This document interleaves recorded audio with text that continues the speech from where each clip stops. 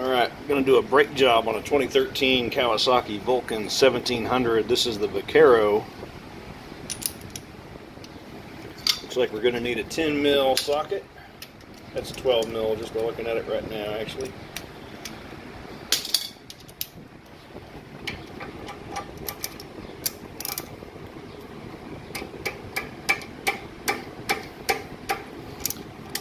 Those are on there pretty tight.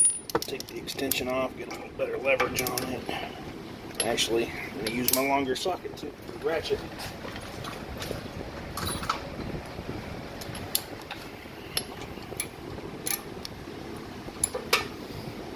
There we go.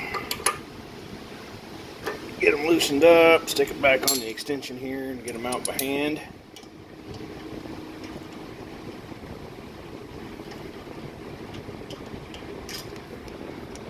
Just got this bike about a week and a half, 2 weeks ago now, and the front brakes kind of have a little bit of a waver to them, which I'm hoping is not the rotors. I put it up on the jack and spun the front wheel and didn't see the rotors waving around, so I'm going to change out the brake pads and the fluid, and hopefully that'll do something about it.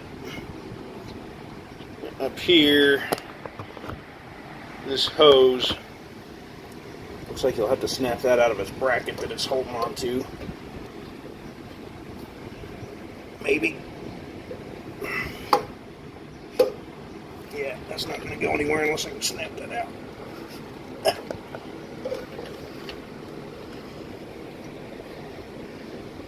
Yeah, that thing ain't going anywhere though.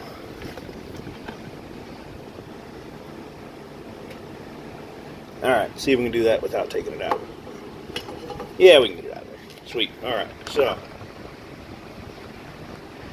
those pads don't look bad at all, which is concerning.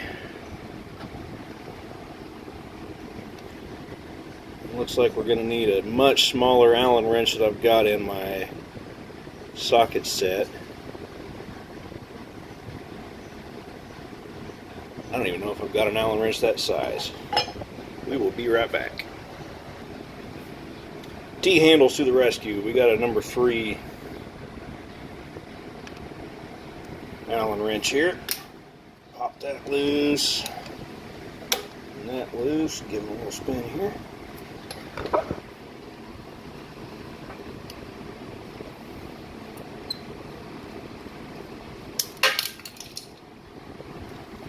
Note to self, that is spring loaded.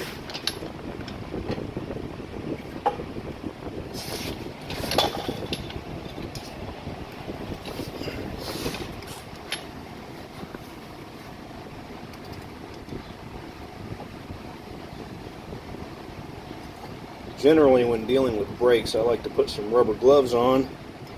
It is a filthy damn job, but it is too damn hot for rubber gloves today.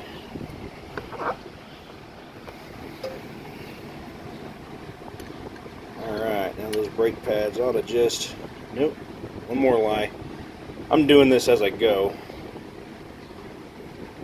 We've got one more Allen. That one I ought to have a socket for. That's a 5 mil Allen. This is a little cross pin that holds those brake pads in there.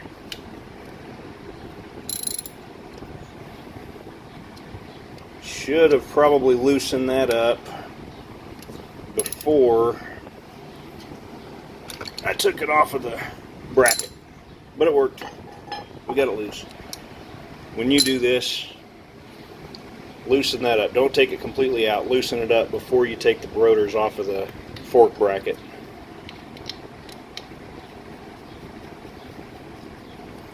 And once you get it off of there, go ahead and spin that the rest of the way out. Hold on to them brake pads so they don't fall. And now they ought to just come right out. Those don't look too bad at all, which, like I said, concerns me. But we're going to change them anyway. We didn't buy brake pads for nothing. Now, of course, they recommend the Kawasaki brake pads for this thing, but was looking at about 130 bucks for 2 sets of those. So there's 2 sets of brakes in the front. So I got the EBC. These are FA158HH. Part number for those. 2 for each side. Super easy job. Those are just going to fall right back in there where the other ones were. Now if the other ones were completely worn out, you might have to get in there and you would want to clean these off with just a little bit of brake fluid, the brake pistons, because you're going to shove them back down inside of the caliper, and you don't want all that built up brake dust to go across that seal when you shove it back down inside the caliper. I really ought to clean them up myself.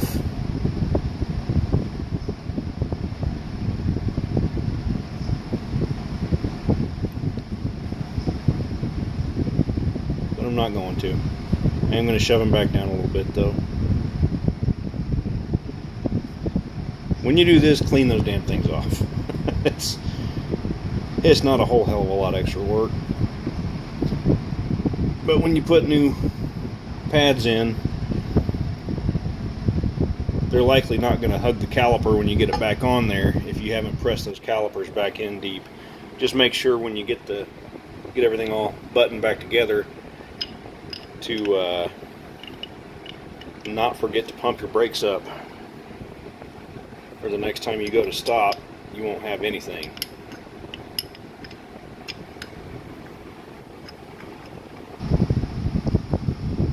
Alright, now we're getting them lined up with where that pinhole's at.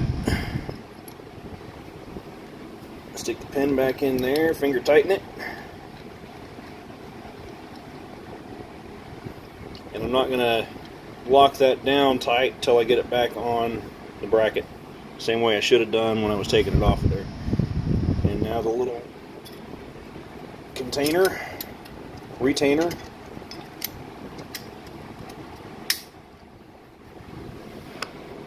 Takes those little 3mm Allens.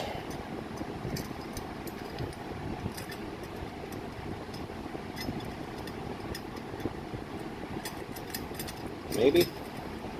There we go. Finger that one in there.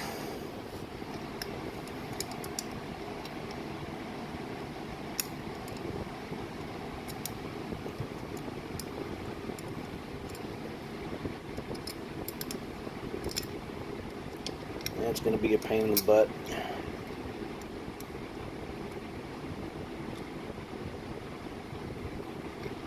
There we go. Get them both started, get your T-handle back out, tighten them down good and tight.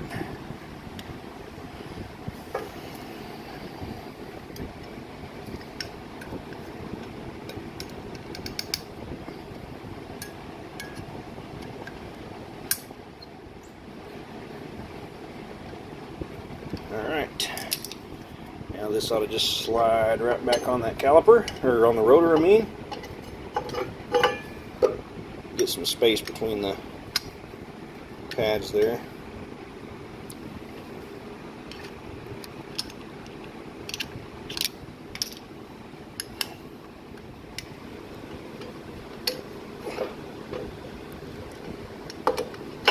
There we go. Get your 12mm bolts back out.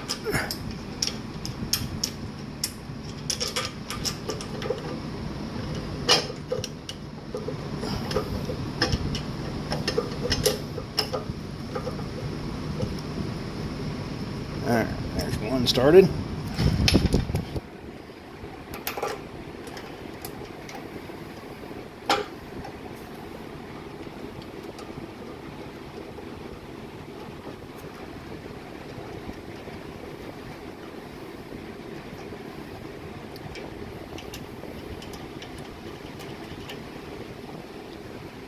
I'm sure there's a torque setting for these, and it never hurts to put a little Loctite on them.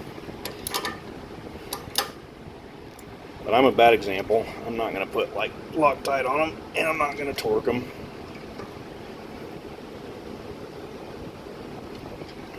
Alright. Other side's going to be the exact same process. I'm going to go do it without recording it, and then I'm going to come back and change out the fluid, and we'll get some video of that.